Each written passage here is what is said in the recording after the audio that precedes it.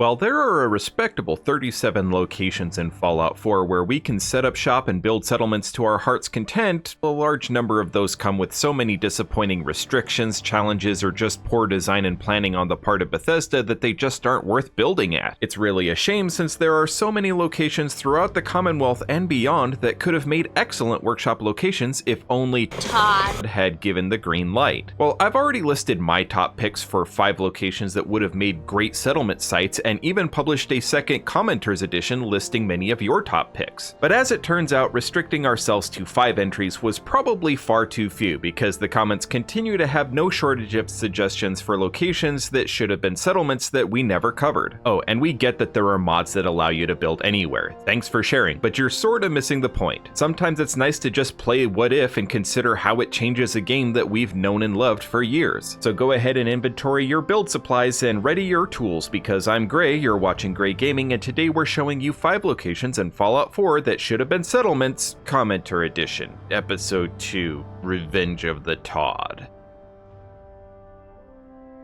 For new players exploring the Commonwealth for the first time, Lynn Woods strikes from out of left field. The Northern Commonwealth in general is fairly low risk when it comes to exploring. Mole rats, soft-shell mirelurks, low-level raiders, nothing north of Lexington ever really comes off as overly dangerous. But the area surrounding Lynn Woods can very quickly put paid to those thoughts. At first glance, the settlement itself looks like pretty much anything you'd find in the Northern Commonwealth. A small collection of joined shacks, a large stone tower, a giant tire fire. Ever heard of carcinogens, guys? Anyway, it doesn't take much exploring to discover that Lynn Woods is far more dangerous than many a sole survivor had first assumed, as it turns out the Wastelanders that built this place, well, let's just say they discovered the dangers of raiders firsthand, and those raiders, well, let's just say they are in the process of discovering the dangers of Deathclaws firsthand. It just so happens that Lynn Woods is a nesting ground for Deathclaws. The nest is some distance away from the tower, and some of the pack are busy tracking a squad of gunners that were stupid enough to raid the nest and make off with some of their eggs, but even then the pack alpha and a younger buck call this settlement home, and they are done with people's crap. With that said, once this region is cleared, the settlement location is fairly,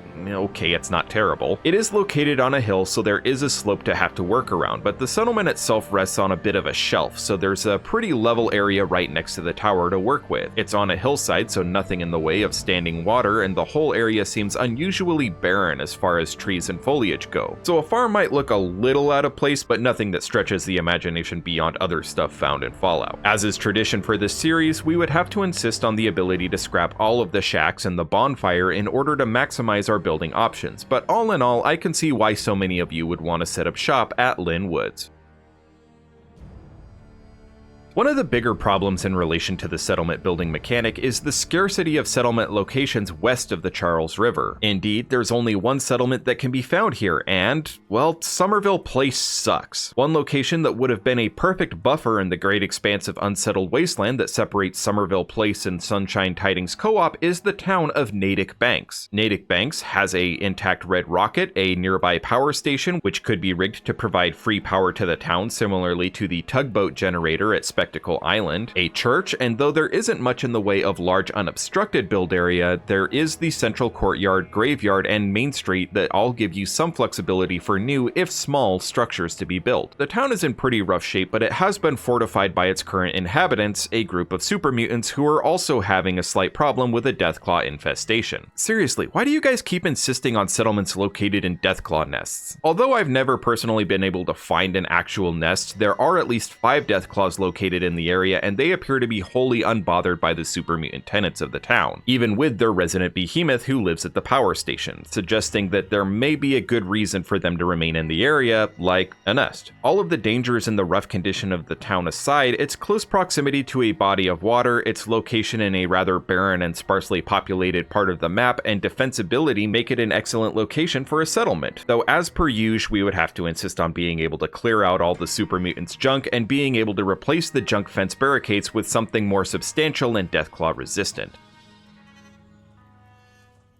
Fitting much into the same vein as NAIC Banks, Fiddlers Green Trailer Estates is a great location mostly just because there's nowhere nearby for weary wastelanders to hang up a shingle. Nestled at the base of the ridge which comprises Fort Hagen, Fiddlers Green is located along the safest route between the Northern Commonwealth and the Glowing Sea, making it an excellent location for a trading post for the more courageous or suicidal scabbers willing to brave the dangers of the Glowing Sea. Fiddlers Green is a pretty basic location. Infested with feral ghouls, there isn't a whole lot else that poses a serious risk to long-term habitation. The RV park has a main office missing a couple walls and filled with debris, so probably not a whole lot worth investing a lot of time and energy into renovating. But the site's very nature as an RV park means that the entire area is extremely level with lots of wide open buildable area, and it possesses a swimming pool that still holds water. Given an unobstructed built ceiling, I could see some pretty impressive structures and settlements being built here, but it would also look just as home as a small trading post. A great piece of world building that could have been added would be after unlocking the Slog as a settlement if Wiseman approached with news that they had once considered another location that could have served as a home for their Tarberry farm, but they chose not to pursue Fiddler's Green because the shelter was better at the Slog. But with the Minuteman's help, they could establish a second Tarberry farm in the Fiddler's Green swimming pool. From a world building perspective, I think I favor this location over NAIC Banks, but this is a commenter edition, not Gray's picks, so I'll go ahead and hold my peace. Setting up a farm at Fiddler's Green wouldn't be the easiest thing in the world, but one thing that is easy is opening VATs and sinking 100% chance to strike on the like button. Viewer engagement is a metric we use to determine the sort of content that provides the most value to you, a random person on the internet who has the power to choose if I can afford the insurance on my rusted old set of T45 this month. Please, thank you, and now on with our list.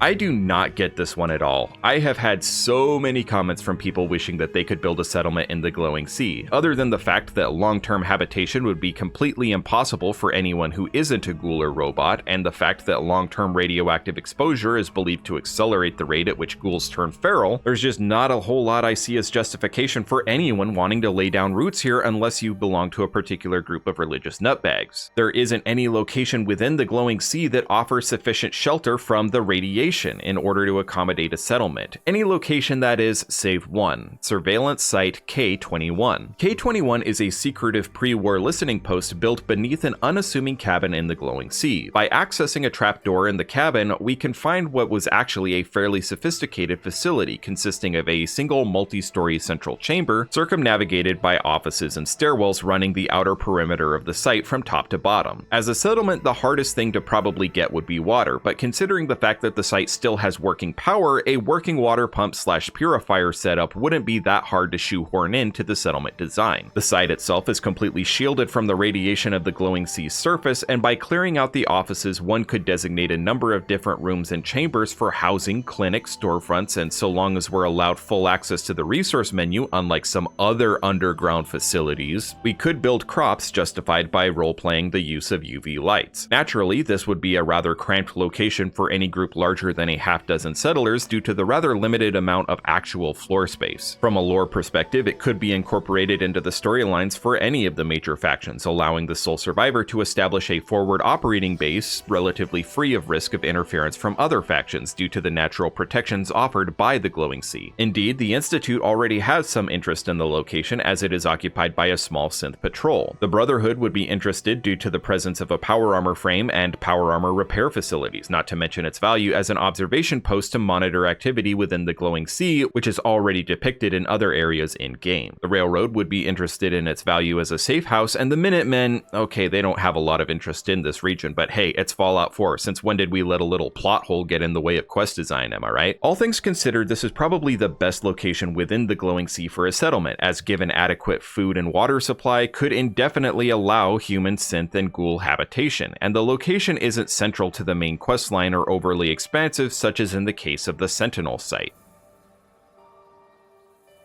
There's a plethora of things that could have been done better in the Nuka World DLC. Now, most of these I'll reserve for our 5 Easy Fixes series. However, one thing that rubs a lot of our workshop warriors within the community the wrong way is the fact that we only got one settlement in the Nuka World add-on, and it's just another Red Rocket. Now, I personally love the Nuka World Red Rocket, but I wholeheartedly agree that there should have been more settlements added in the DLC. The problem is there's just not a lot of sites in the Brad Burton region that lend themselves to becoming settlements, at least not unique settlements. The Holist Camp is an exception to this rule. It seems more reminiscent of something we might have seen in Fallout 3 than something encountered in Fallout 4. A roadside rest stop with mostly intact restrooms, a Pulowski shelter, a self-serve refilling station, and a drumlin diner, plus a random curiosity to actually get people to stop, a giant fire hydrant. Because with the kids screaming in the back seat, wife complaining that she needs a bathroom break for the past 30 miles, and the low coolant light on the dash just kicking on, and it's the giant fire hydrant you need for justification to pull over and take a break. Anyway, this location has been occupied by yet another kooky post-war religious group based on a real-world kooky religious group, and we have a few options for getting rid of them, or joining them, depends on how forgiving your local chapter of the Children of Adam is to heretics. Anyway squared, assuming that the shacks and piles of tires adorning the Drumlin Diner are scrappable in addition to the filling station, cars, and other debris, this is actually a darn good location for a settlement. The restrooms could be completely restored, and the diner could once again serve as a restaurant. There are some garden beds that can be used for planting crops or sinking water pumps, and the nearby streams could also be included within the buildable area, allowing for a fairly extensive water purification operation. The paved parking lot gives quite a few options for easily building barracks, additional storefronts, clinics, power stations, whatever your heart desires. I don't think I'm as in love with this location as the Nuka World Red Rocket. They really got that one right in my opinion, but I would still happily spend an entire weekend building at the Holist Camp. Now I can feel your seething hatred already. 3 videos in this series and you still haven't talked about my favorite what if settlement site? How dare you! I'm curious if any of your favorites were featured in this list or if you would be willing to build at any of these locations. Let your voice be heard in the comments below, and who knows, maybe I'll do a commenter edition episode 3. If you're still watching, I just wanted to say thank you, stay safe, and I hope to see you around later right here at Gray Gaming.